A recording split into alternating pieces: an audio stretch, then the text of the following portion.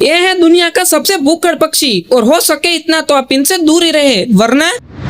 दरअसल इस पक्षी का नाम है पेलिकन और ये साले इतने भूखड़े कि उसके पास जो भी चीज है उन हर चीज को खाने की कोशिश करेंगे, यानी कि जो नहीं खाया जा सके वो भी। वैसे तो ये आमतौर पर मछलियाँ ही खाते हैं, पर ज्यादा भूख लगने पर मेंढक, बतख, कछुआ, कबूतर, कुत्ता, बिल्ली, भालू, गद्दा, कंगारू भी खाते हैं। चलो ये तो सही है, पर जरूरत पड़ने पर आपका भी खा सकते हैं। मेरा मतलब सर। और एक बार इस नालायक पेलिकन ने जिराफ को भी खाने की कोशिश की थी और इसलिए मैंने कहा था